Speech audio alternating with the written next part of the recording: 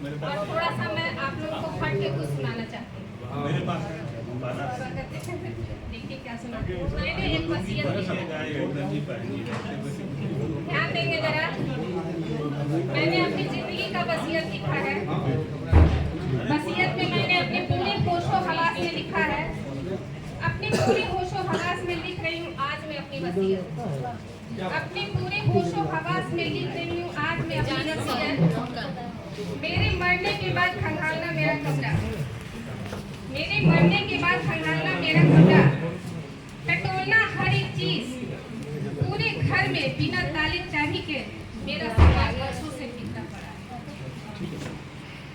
आगे वसीयत में मैंने लिखा है, मेरे सपने अधूरे पड़े हैं, मेरी आंखें सिमटी हुई हैं।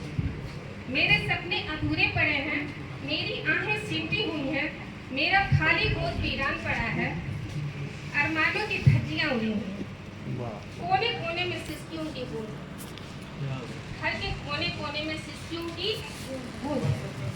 आगे वसीयत में मैंने लिखा है, दे देना मेरे ख्वाब, मेरे ख्वाबों को तुम दे देना। दे देना मेरे ख्वाब उन तमाम महिलाओं को। दे देना मेरे ख्वाब तुम उन तमाम महिलाओं को जो ममता की छांव तक सिमट के रह गई हैं, अपनी दुनिया में गुम हो गई हैं। वे भूल चुकी हैं सालों पहले से मेरे ख्वाब। मेरे ख्वाब तुम उन महिलाओं को समझती हो। आगे वसीयत में मैंने लिखा है, बांट देना मेरे ठहाके, मेरे ठहाकों को तुम बांट देना। बांट देना मेरे ठहाके उन माँ बापों में जो बेकसूर होकर भी जलालत की जिंदगी को जीने की हिम्मत, अदालतों का चक्कर काट काट जिनके जीने की लालसा करती है। आगे वसीयत में मैंने लिखा है, देखना वहीं किसी टेबल पर, देखना वहीं किसी टेबल पर कुछ रंग बिखरे होंगे। देखना वहीं किसी टेबल पर कुछ रंग पड़े होंगे। इस रंग से रंग देना तुम उन जिंदगियों को जिनके ख्वाब बेरंग हो। इस रंग से रंग देना तुम उन जिंदगियों को जिनके ख्वाब बेरंग हो चुके हैं। अखियां सुनी है और जीवन पूरा है। आगे वसीयत में देखिए मैंने लिखा है, आंखों के कोरों से लुढ़कते हुए मेरे आंसू दे देना तुम उन तमाम शायरों को। आंखों के कोरों से लुढ़कते हुए मेरे आंसू दे देना तुम उन तमाम शायरों को जिनकी हर एक बूंद से पैदा होगी कोई गमगीन गजल, लोग सुनेंगे और वाह वाह करेंगे। आगे वसीयत में मैंने लिखा है, मेरा मान मेरी आबरू उन तमाम मेहनतकश महिलाओं के लिए है। मेरा मान मेरी आबरू उन तमाम मेहनतकश महिलाओं के लिए है जो अपने खून पसीने की कमाई से गृहस्थी की गाड़ी को पसीज के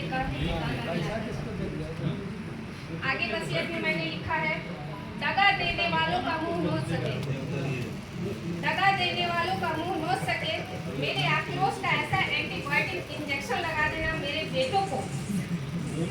मेरे आक्रोश का ऐसा एंटीबायोटिक इंजेक्शन लगा देना मेरे बेटों को कि जरूरत पड़े तो आत्महत्या करने की बजाय वो विश्वासघातियों का मुंह तोड़ जवाब दे। आगे वसीयत में मैंने लिखा है, मेरी दीवानगी मेरे हिस्से में है, मेरी दीवानगी मेरे हिस्से में है उस ईश्वर के नाम। मेरी दीवानगी मेरे हिस्से में है उस ईश्वर के नाम जो पापियों को आबाद करता है और सजदे में गिरे हुए को बर्बाद करता है।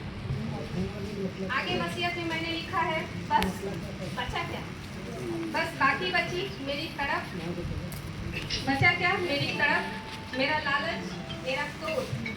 मेरी तरफ मेरा लालच, मेरा क्रोध, मेरा झूठ, मेरा स्वार्थ। ऐसा करना उसे तुम मेरे साथ ही चला देना।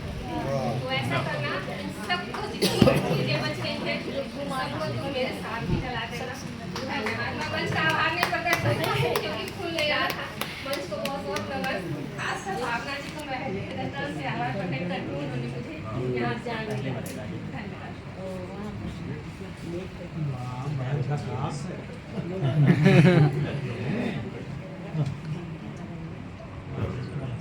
सदियों से चल आ रही स्त्री मन की वेदना को इन्होंने अपनी कविता में व्यक्त किया है, लेकिन शायद इन्हें भी प्रसन्नता होती होगी कि अब हालात बदल गए हैं। अब स्त्री की वेदना सिर्फ वेदना नहीं होती है बल्कि उसमें उड़ान भी है। तो अब इस गजल में शाम को आगे बढ़ाते हुए मंच पे मैं सीधे सादर आमंत्रित करती हूँ पुनः एक वरिष्ठ कवि को, जो मुख्यतः गीतकार, मैंने उन्हें कई बार गीत गाते हुए सुना है, उदय शंकर सिंह सर।